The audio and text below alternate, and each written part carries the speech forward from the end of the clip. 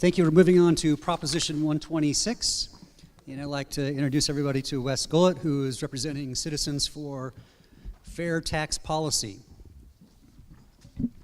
Hi, thank you very much. It's nice to be here in Maricopa. And Wes, before you start, if you don't mind, yeah. Just a quick overview for folks. I'm going to read the description for the props. So, you shoot. As you'll see on your ballot, the descriptive title is the Constitutional Amendment.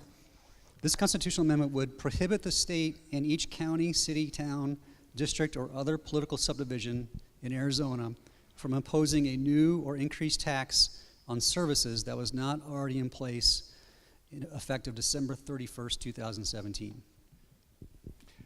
Perfect. And it is a very simple, Andrew, go ahead. I thought maybe Andrew got lost and I was going to get all the time to be yes, so, but he showed up, so you'll get to hear both sides. Proposition 126 is very simple. It prohibits a sales tax on services in the Constitution. So it's a constitutional amendment that prohibits a sales tax on services. And you might say, well, what does that mean, services? So services are health care, medical care, veterinary services, child care is a service that's not taxed right now, your landscaper, the home repairs like air conditioning repair, hairdressers, those are all services that are not taxed, and this constitutional amendment, Prop 126, will keep them from being taxed with a sales tax into the future.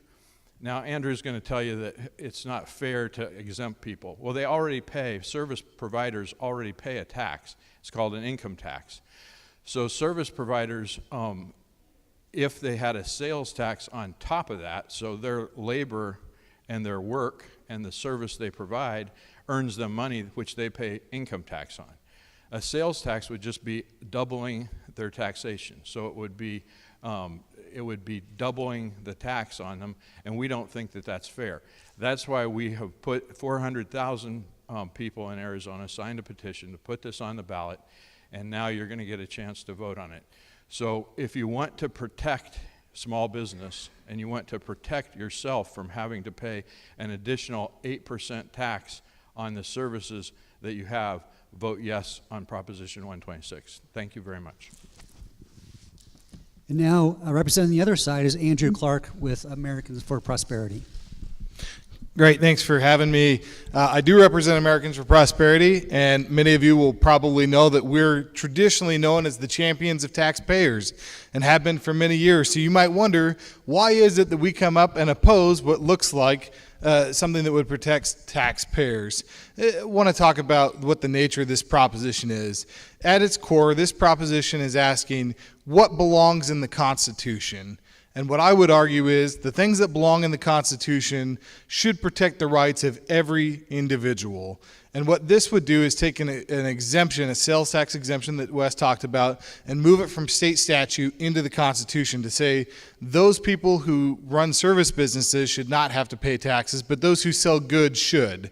So if you're a business that sells tile or you sell flooring, you should have to pay 5.5% on everything you sell. But if you're a lawyer, you're an accountant, you shouldn't have to pay anything. And we're going to put that in our Constitution. That doesn't make any sense at all. So Wes will talk to you a lot about who ought to be taxed and who ought not be taxed. And those are all good debates to have, but they're good debates to have in the state legislature, not in the Constitution. The Constitution, again, is made to protect everybody's rights. Protecting the rights of some at the expense of few is not the right way to go about this, and that's why we would encourage you to vote no. Governor Doug Ducey thinks you should vote no.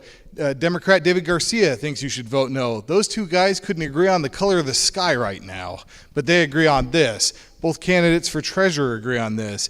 You go through and look at our coalition, and you've got people from the entire spectrum on this, whether it's conservatives like us or the Free Enterprise Club, or it's more traditional liberal groups like David Garcia, labor unions, the Arizona Teachers Association or Education Association. All are banding together to oppose this initiative, and we hope that you will as well. Could you guys give us a little bit of background on how this came about to be a referendum in front of the voters versus a traditional legislative process, and what impact that would have if it's approved. Thanks, Scott.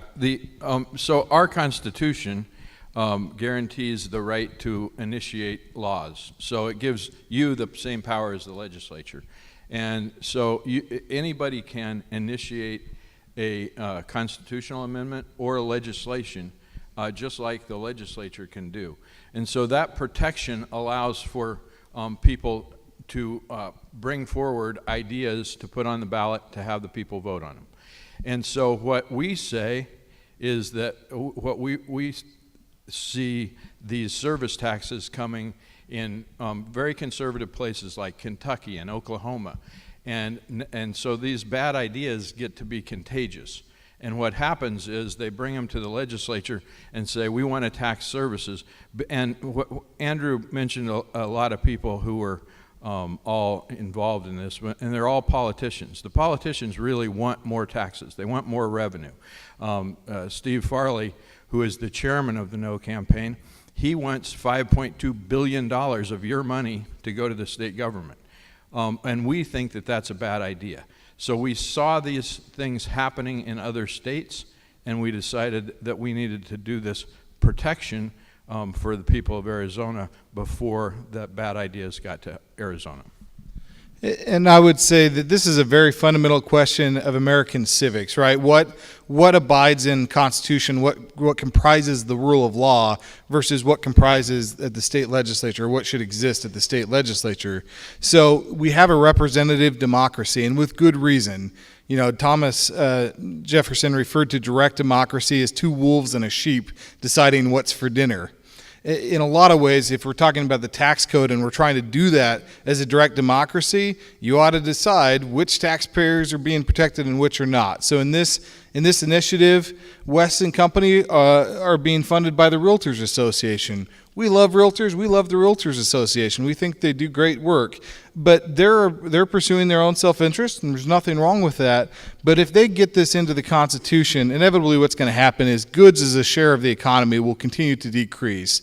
What will happen? That will put strain on the state budget. And Wes is right. Politicians will go look for more money. And he's also right that Steve Farley and others would love to spend billions of dollars. But whether you get billions of dollars like Farley or you get a much closer number to zero, as we would advocate for, what's inevitably going to happen is they're either going to have to raise taxes on goods and the things you buy, or they're going to have to go back to property tax or to income tax and raise that. Instead of trying to go about it that way, I think the legislature ought to have the freedom to engage in a more productive conversation. Could we flatten the tax and spread it out longer? We don't have specific proposals, but we think, again, this is a fundamental question not of what taxes should be taxed or what rate they should be taxed, but about who ought to be able to have the freedom to make that discussion. Should we have special interests placing this in our Constitution, or should the tax policy take place at the state legislature? And we strongly believe the state legislature is the right place. Arizona is known to have a very complex and flawed tax system. Would the passage of this affect our ability to improve that in the future? Completely, yeah. The economy right now, when you're talking about the exchange of goods and services, 65% of the economy is based on services. This would say to the legislature, you can't touch this 65% under any condition. And you're right. Our tax system looks a lot like Swiss cheese or a Rube Goldberg contraption, where we have the government giving away a lot of money to people, giving exemptions, giving credits. There's a lot of little niches and things that are in there that would strike us as morally unjust or unfair. We ought to be trying to get rid of all of those, and we want to treat all businesses as close to the same as you can. And we think that it's morally unfair to tax your health care. So when Andrew talks about spreading it out to everything and 65% of the economy is services, the reason why that is because healthcare is a huge part of that growth of the service economy, and healthcare is not taxed now, and we don't think it should be taxed in the future. And we think that this constitutional amendment will protect you. It'll also protect small businesses, and it will protect you from having to have an additional tax. Because once the politicians decide to broaden the base, they don't lower the rate. They broaden the base and keep the rate. So if you want to pay 10% more for taxes on services like healthcare, like childcare, we don't think that that's fair or moral for people who can least afford it to have to pay those taxes. And so we're trying to protect Arizonans with this Protect Arizona Taxpayer Act. And I think Wes here has pivoted to a place that defies logic, and I love Wes and will love Wes forever. But when you're pivoting and saying, look, we're going to go after people's health care, that's not what's at stake here, right? The exemption is going to be in place one way or another. Yes or no, doesn't much matter. The exemption is going to stay in place. The discussion is, if we're going to change it, which is not decided by this proposition, who ought to be able to decide that gets changed?